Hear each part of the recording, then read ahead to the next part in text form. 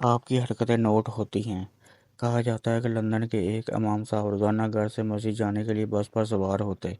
London میں لگے بندے وقت اور ایک ہی روٹ پر بسوں میں سفر کرتے ہوئے کئی بار ایسا ہوا، بس بھی وہی ہوتی تھی اور بس کا ڈرائیور بھی وہی ہوتا تھا۔ ایک مرتبہ یہ امام صاحب بس پر سوار ہوئے، ڈرائیور کو کرایہ دیا اور باقی کے پیسے لے کر ایک نشست پر بیٹھ گئے۔ ڈرائیور کے دیے ہوئے باقی کے پیسے جیب میں ڈالنے سے قبل دیکھے تو پتہ چلا کہ 20-35 زیادہ آ گئے ہیں۔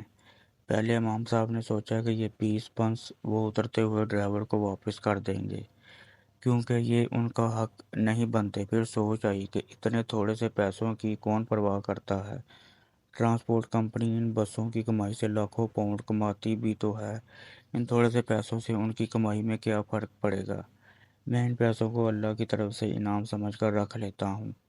اسی کشمکش میں کہ واپس کروں یا نہ کروں، امام صاحب کا سٹاپ آ گیا۔ بس امام صاحب کے مطلوبہ سٹاپ پر رکی تو امام صاحب نے اترنے سے پہلے ڈرائیور کو 20 پنس واپس کرتے ہوئے کہا، یہ لیجئے 20 پنس، لگتا ہے آپ نے غلطی سے مجھے زیادہ دے دیے۔ ڈرائیور نے 20 پنس واپس لیتے ہوئے مسکرا کر امام صاحب سے پوچھا، کیا آپ اس علاقے کی مسجد کے نئے امام ہیں؟ میں بہت عرصے سے آپ کی مسجد میں آ کر اسلام کے بارے میں معلومات لینا چاہ رہا تھا۔ یہ 20 پنس میں نے جان بوجھ کر آپ کو زیادہ دیے تھے تاکہ آپ کا اس معمولی رقم کے بارے میں رویہ پرکھ سکوں۔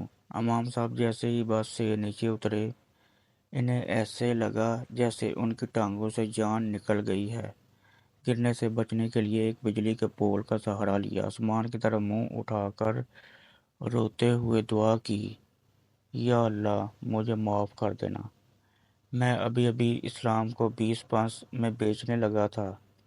یاد رکھیے، بعض اوقات لوگ صرف قرآن پڑھ کر اسلام کے بارے میں جانتے ہیں یا غیر مسلم ہم مسلمانوں کو دیکھ کر اسلام کا تصور باندھتے ہیں۔ کوشش کریں کہ کہیں کوئی ہمارے شخصی اور انفرادی رویے کو اسلام کی تصویر اور تمام مسلمانوں کی مثال نہ بنا لے۔ اگر ہم کسی کو مسلمان نہیں کر سکتے تو کم از کم اپنی کسی حرکت کی وجہ سے اسے اسلام سے متنفر بھی نہ کریں۔